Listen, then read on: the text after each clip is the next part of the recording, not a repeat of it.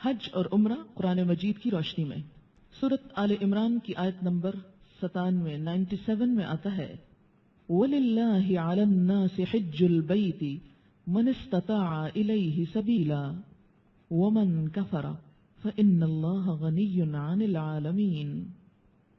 لوگوں پر اللہ کا حق ہے کہ جو اس کے گھر تک پہنچنے کی استطاعت رکھتا ہو وہ اس گھر کا حج کرے، اور جو شخص اس حکم کی پیروی سے انکار کرے اسے معلوم ہونا چاہیے کہ اللہ تمام دنیا والوں سے بے نیاز ہے، یعنی اس کو ضرورت نہیں کہ کوئی اس کے گھر میں آئے۔ کیوں؟ اس لیے کہ ایک روایت میں آتا ہے خانہ کعبہ کے اوپر 7ویں آسمان پر بیت المعمور ہے، جیسے یہ بیت اللہ ہے وہ بیت المعمور ہے، جس میں روزانہ 70,000 فرشتے طواف کرتے ہیں، اور جو ایک مرتبہ طواف کر چکتا ہے قیامت تک اس کی باری دوبارہ نہیں آئے گی۔ اور اس کے علاوہ زمین و آسمان کی ایک ایک چیز اس کی حمد و ثنا کر رہی ہے۔ اگر انسانوں میں سے کوئی اس کی حمد و ثنا نہیں کرتا تو اللہ بے نیاز ہے، اسے اس سے کچھ بھی فرق نہیں پڑتا۔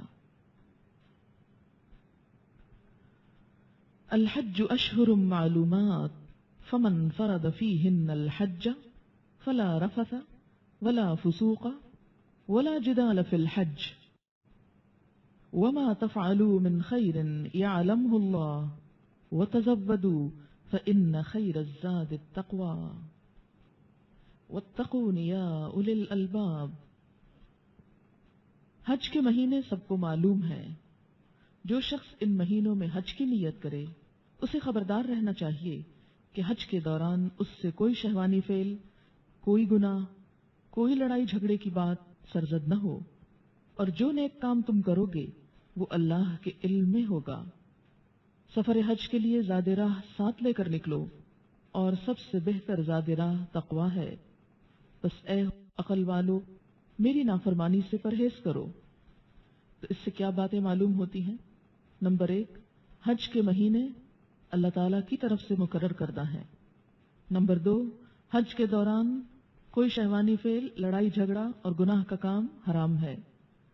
اور نمبر 3، حج کے لیے زاد راہ یعنی راستے کا سامان، مثلاً سواری کا ٹکٹ اور کھانے پینے، رہائش کے لیے ضروریات خود فراہم کرنا چاہیے، کسی سے مانگنا نہیں چاہیے، کیونکہ فریضہ اسی طرح ادا ہو سکتا ہے۔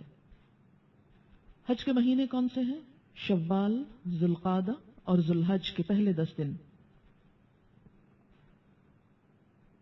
اس آیت کے آخر میں اللہ تعالیٰ نے یہ بھی فرمایا کہ وَاتَّقُونِ يَا أُولِي الْأَلْبَابِ، عقل والو مجھ سے ڈرو، یعنی ان احکامات کی پابندی کے لیے میرا احساس اپنے دل میں رکھو۔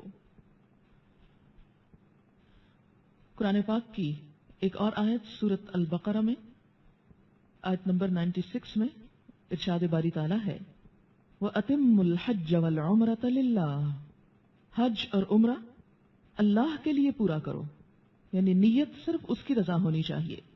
فَإِنْ أُحْصِرْتُمْ فَمَا اسْتَيْسَرَ مِنَ الْهَدْيِ وَلَا تَحْلِقُوا رُؤُوسَكُمْ حَتَّى يَبْلُغَ الْهَدْيُ مَحِلَّهُ فَمَنْ كَانَ مِنْكُمْ مَرِيضًا أَوْ بِهِ أَذًى مِّن رَأْسِهِ فَفِدْيَةٌ مِّن صِيَامٍ أَوْ صَدَقَةٍ أَوْ نُسُكٍ فَإِذَا أَمِنْتُمْ فَمَنْ تَمَتَّعَ بِالْعُمْرَةِ إِلَى الْحَجِّ فَمَا اسْتَيْسَرَ مِنَ الْهَدْيِ فَمَنْ لَمْ يَجِدْ فَصِيَامُ 3 أَيَّامٍ فِي الْحَجِّ و7 إِذَا رَجَعْتُمْ تِلْكَ 10 كَامِلَةٌ ذَلِكَ لِمَنْ لَمْ يَكُنْ أَهْلُهُ حَاضِرِ الْمَسْجِدِ الْحَرَامِ وَاتَّقُوا اللَّهَ وَاعْلَمُوا أَنَّ اللَّهَ شَدِيدُ الْعِقَابِ۔ اس آیت سے کیا معلوم ہوتا ہے کہ نمبر 1، حج اور عمرہ اللہ کی خاطر۔ نمبر 2، اگر انسان حج اور عمرے کی نیت سے گھر سے نکلے لیکن کسی عذر کی وجہ سے حرم تک نہ پہنچ سکے تو حج یا عمرہ کرنے والا استطاعت کے مطابق ایک اونٹ یا گائے یا بکری قربانی دے کر احرام کھول سکتا ہے۔ بیماری یا سر کی تکلیف کے باعث قربانی کے دن سے پہلے احرام اگر کسی شخص کو کھولنا پڑے تو اسے روزے رکھنا ہوں گے یا صدقہ دینا ہوگا یا قربانی دینا ہوگی۔ روزے اور صدقے کے بارے میں نبی صلی اللہ علیہ وسلم نے حدیث پاک میں ارشاد فرمایا، وضاحت فرمائی کہ روزے 3 رکھے جائیں یا 6 مسکینوں کو 2 وقت کے کھانے کے برابر غلہ صدقہ کیا جائے جو تقریباً 7.5 کلو بنتا ہے، یا پھر قربانی جیسے ایک بکری۔ اسی طرح اور بات کیا معلوم ہوتی ہے کہ میقات سے باہر رہنے والے لوگ حج قران اور حج تمتع ادا کر سکتے ہیں، لیکن میقات کے اندر رہنے والے لوگوں کو حج قران اور حج تمتع کرنا منع ہے۔ حج قران جس میں حج اور عمرہ ایک ہی احرام کے ساتھ کیے جاتے ہیں، حج تمتع اس حج میں بھی حج اور عمرہ ساتھ کیے جاتے ہیں، مگر عمرہ کرنے کے بعد احرام کھول دیا جاتا ہے اور حج کے ایام میں دوبارہ احرام پہنا جاتا ہے۔ اسی طرح جو شخص قربانی نہ کر سکتا ہو اسے 10 روزے رکھنے چاہیے، اور کسی شخص کی طرف سے عمرہ یا حج کی نیت سے احرام باندھ لیا جائے تو اس حج یا عمرہ کو کسی دوسرے شخص کے نام سے نہیں کیا جا سکتا۔ کیوں؟ اس لیے کہ حج نیت کے ساتھ ہے۔ جیسے اگر آپ اپنے لیے حج کر رہے ہیں تو اپنے لیے نیت کرنا ہوگی، اور اگر کسی اور کی طرف سے کر رہے ہیں جسے حج بدل کہا جاتا ہے تو اس شخص کی نیت کی جائے گی۔ ایک دفعہ نیت ہونے کے بعد وہ نیت بدلی نہیں جا سکتی۔ یہ قربانی جس کا یہاں ذکر ہے اس کو عام طور پر دم دینا کے نام سے جانا جاتا ہے، کہ جیسے احرام کی خلاف ورزی پر دم دیا جاتا ہے تو وہ دراصل کیا ہے؟ قربانی دینا۔ یہ قربانی ہم اپنے ملک میں نہیں کر سکتے۔ اگر کوئی شخص وہاں پر کوئی کمی بیشی کر کے آیا ہے تو اسے حرم کی حدود میں ہی قربانی کرنا ہوگی۔ اگر وہ خود وہاں نہیں پہنچ سکتا تو کسی کے ہاتھ وہ وہاں بھجوائے گا۔ اسی طرح یہ قربانی چونکہ کفارے کی قربانی ہے جس کا ان آیات میں ذکر ہے، اس لیے اس کا سارا گوشت مساکین اور فقراء میں تقسیم کیا جائے گا، نہ خود کھایا جا سکتا ہے اور نہ کسی امیر آدمی کو ہدیہ دیا جا سکتا ہے۔ حالت احرام میں خشکی پر شکار کرنا منع ہے۔ اگر کوئی شکار کرے تو اسے شکار کیے گئے جانور کے برابر قربانی دینا ہوگی۔ سورۃ المائدہ میں ہے، یا ایھا الذین آمنوا لا تقتلوا الصید وانتم حرم ومن قتلہ منکم متعمدا فجزاء مثل ما قتل من النعم يحكم به ذوى عدل منكم هديا بالغ الكعبة أو كفارة طعام مساكين أو عدل ذلك صياما ليذوق وبال أمره عفى الله عما سلف ومن عاد فينتقم الله منه والله عزيز ذو انتقام۔ اے لوگو جو ایمان لائے ہو، احرام کی حالت میں شکار نہ مارو، اور اگر تم میں سے کوئی جان بوجھ کر ایسا کر گزرے، یعنی انسان ہونے کے ناطے، تو جو جانور اس نے مارا ہو اسی کے ہم پلہ ایک جانور اسے مویشیوں میں سے، انعام میں سے نظر دینا ہوگا، جس کا فیصلہ تم میں سے 2 عادل آدمی کریں گے، اور یہ نذرانہ کعبہ تک پہنچایا جائے گا۔ جیسے پیچھے میں نے وضاحت کی کہ کفارہ کی قربانی اپنے ملک میں نہیں ہو سکتی، اسے حرم میں پہنچانا ضروری ہے، یا پھر اسی گناہ کے کفارے میں چند مسکینوں کو کھانا کھلانا ہوگا، یا اس کے بقدر روزے رکھنا ہوں گے تاکہ وہ اپنے کیے کا مزہ چکھے۔ پہلے جو کچھ ہو چکا اسے اللہ نے معاف کر دیا، اور جس نے اس حرکت کا اعادہ کیا تو اس سے اللہ بدلہ لے گا۔ اللہ سب پر غالب ہے اور بدلہ لینے کی طاقت رکھتا ہے۔ یہ آیات آپ قرآن پاک میں بھی پڑھ چکے ہیں، بلکہ ایک ہی آیت ہے 95 سورۃ المائدہ کی، اس کی وضاحت گزر چکی ہے۔ اور ویسے بھی آج کل کے حالات میں عموماً ایسا اتفاق کم ہی ہوتا ہے۔ یہ زیادہ ان دنوں میں ہوتا تھا جب لوگ خشکی کے راستے بعض اوقات پیدل، بعض اوقات اونٹوں پر، گھوڑوں پر سواری کیا کرتے تھے، اور اس میں کئی دن اور مہینے لگ جایا کرتے تھے۔ بسا اوقات زیادہ راہ ختم ہو جاتا تھا، کھانے کے لیے لوگ یعنی شکار کی طرف بھی توجہ کرتے۔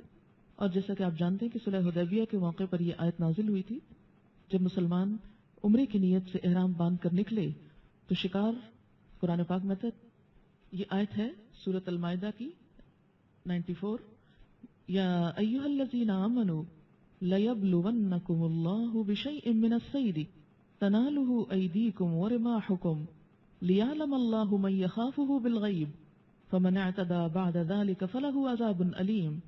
اے لوگو جو ایمان لائے ہو، اللہ ضرور آزمائش کرے گا تمہاری شکار میں سے کسی چیز کے ساتھ جس کو تمہارے ہاتھ اور نیزے پہنچ رہے ہوں گے، یعنی جو تمہارے ہاتھوں اور نیزوں کی زد میں ہوگا، تاکہ اللہ جان لے۔ یعنی آزمائش کیوں ہوگی کہ شکار تم پہ ٹوٹا پڑ رہا ہوگا، خود تمہارے آگے آ کھڑا ہوگا، تاکہ اللہ جان لے کہ کون اس سے غائبانہ طور پہ ڈرتا ہے، اور جو اس کے بعد زیادتی کرے اس کے لیے دردناک عذاب ہے۔ لیکن انسان چونکہ انسان ہے نا، بسا اوقات انسان ہونے کے ناطے اس سے ایسے کام ہو جاتے ہیں جو اللہ تعالیٰ نے منع کر رکھے ہیں، پھر انسان ایک گناہ کے بوجھ تلے دب جاتا ہے۔ اللہ تعالیٰ سے بڑھ کر مہربان کون ہو سکتا ہے جو اس بوجھ سے بھی پھر انسان کو خود آزاد کرتا ہے، اور اس کے لیے پھر کچھ ایسے جرمانے، یہ کفارہ دراصل کیا ہے؟ ایک طرح سے جرمانہ ہے، پینلٹی ہے، اور اس کے ادا کرنے کے بعد جیسے کسی بھی گناہ کے بعد انسان توبہ کے طور پر کوئی صدقہ کرتا ہے، توبہ کے نفل پڑھتا ہے، یا کوئی نیک کام کرتا ہے، جیسے قرآن پاک میں آتا ہے ان الحسنات یذہبن السیئات، کہ نیکیاں گناہوں کو مٹا دیتی ہیں۔ تو اسی طرح اللہ تعالیٰ نے کچھ گناہوں کے لیے انسان کو خود ہی بتا دیا، ان کے بوجھ سے آزاد ہونے کے لیے زبانی توبہ استغفار کے ساتھ ساتھ اسے کچھ ایسے کام بھی کرنے چاہیے جو مقرر کردہ ہے، طے شدہ ہے۔ انہی کا دراصل ان آیات میں ذکر کیا جا رہا ہے، اس آیت میں بھی اور گزشتہ آیت میں بھی۔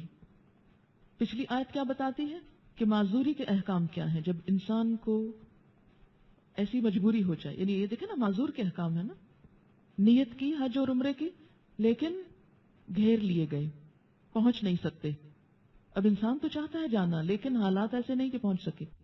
اسی طرح بال منڈوانے پڑ گئے، کیوں؟ کہ سر میں کوئی تکلیف ہو گئی، مثلا بہت جوئیں ہو گئی، یا یہ کہ کوئی زخم ہو گیا، یا کوئی چوٹ ایسی آ گئی کہ جس میں بال کاٹنا ضروری تھا، بس اسٹچز کے لیے بسا وقت بال کاٹنے پڑتے ہیں، اور احرام کی حالت میں بال کٹوانا منع ہے۔ ایسی صورت میں کیا کیا گیا کہ اس کا کفارہ رکھ دیا گیا، اگرچہ اس کو کفارہ نہیں بولا گیا، فدیہ بولا گیا، کہ فدیہ کے طور پر کیا کرے؟ وہ صدقہ کرے، قربانی کرے، اور پھر روزے رکھے۔ دوسری آیت جو ہے یہ دراصل کن حالات کی ہے؟ جب انسان سے کوئی ایسے کام ہو جائے، مثلا شکار، کہ جس کی ممانعت ہے، لیکن انسان ہونے کے ناطے انسانی کمزوری کے تحت، تو اس صورت میں پھر وہ کفارہ دے، اور اس کفارے کی کچھ تفصیل بیان ہوئی۔ حالت احرام میں سمندری شکار کرنا اور اسے کھانا جائز ہے۔ احل لکم صید البحر وطعامہ متاعا لکم وللسیارہ وحرم علیکم صید البر ما دمتم حرما واتقوا اللہ الذی الیہ تحشرون۔ سورۃ المائدہ آیت 96۔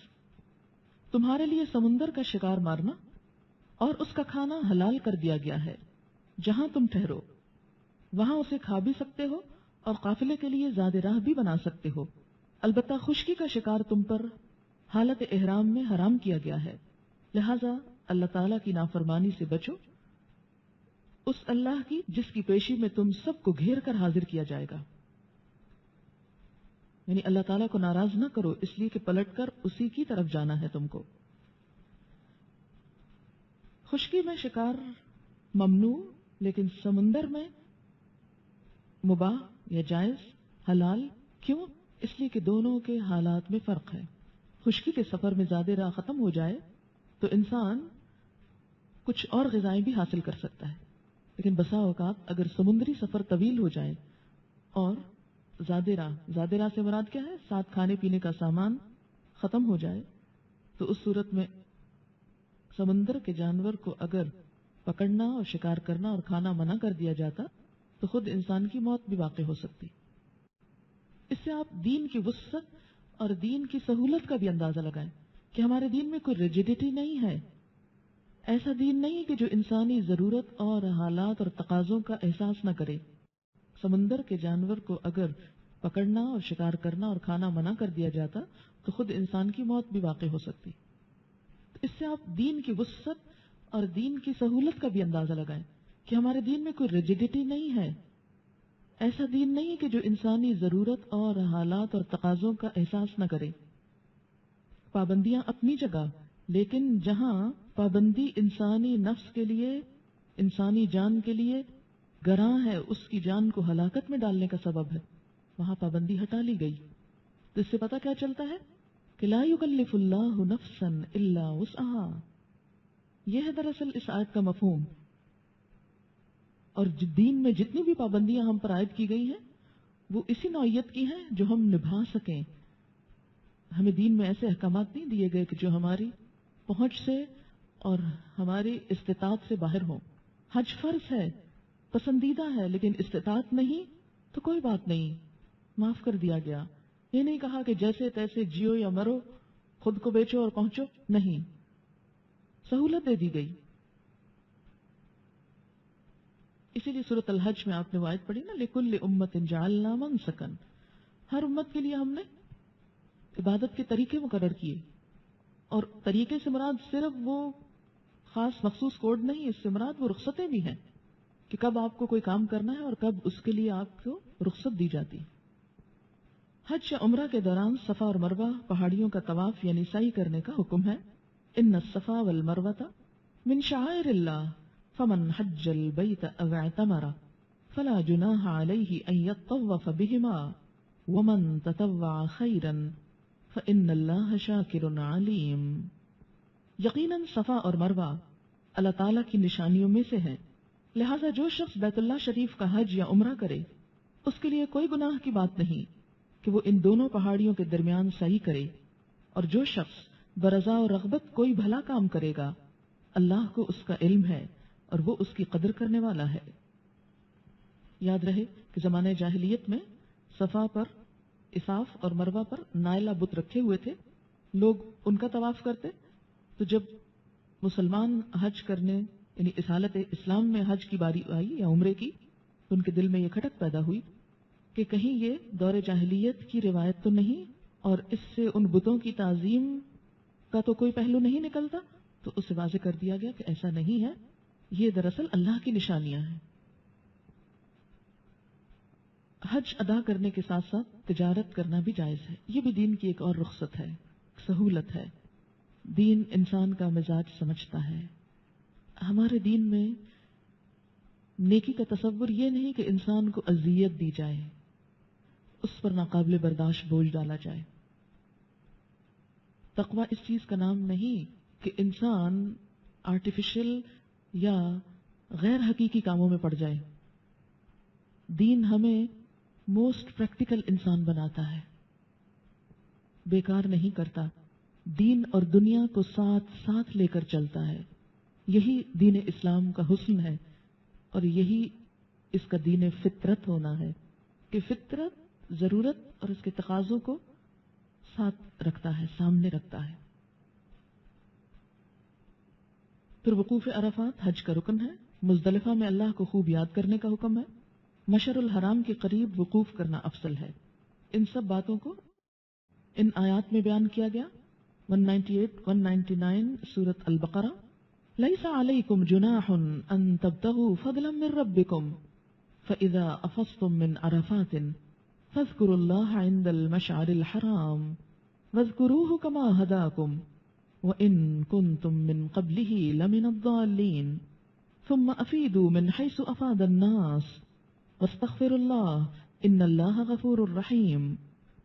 اگر حج کے ساتھ تم لوگ اپنے رب کا فضل بھی تلاش کرتے جاؤ تو اس میں کوئی حرج نہیں. یعنی اگر چلتے وقت تجارت کا کچھ سامان بھی لیتے جاؤ، وہاں جا کر بیچ ڈالو یا وہاں سے کچھ ساتھ لے آؤ تو اس میں کوئی حرج نہیں. اللہ تعالیٰ ہماری نفسیات کو سمجھتا ہے نا، اسی نے تو ہم کو بنایا ہے. الا یعلم من خلق وهو اللطیف الخبیر. کیا وہی نہ جانے گا جس نے پیدا کیا؟ وہ تو باریک بین باخبر ہے، اس کو تو اندر تک کے احساسات کا پتہ ہے کہ انسان کیا چاہتا ہے. تو جائز حدود کے اندر رہتے ہوئے اللہ تعالیٰ نے انسان کو ان چیزوں میں رخصتیں دی جو انسان کے فائدے کے لیے ہو سکتی. اب دیکھیں کہ حج میں کتنا بڑا کراؤڈ ہوتا ہے. اگر اس موقع پر کچھ لوگ اپنے ملک، اپنے علاقے، اپنے ہاتھ کی مصنوعات، دستکاریاں یا کوئی ایسا سامان ساتھ لے چلتے ہیں جسے بیچ کر وہ اپنے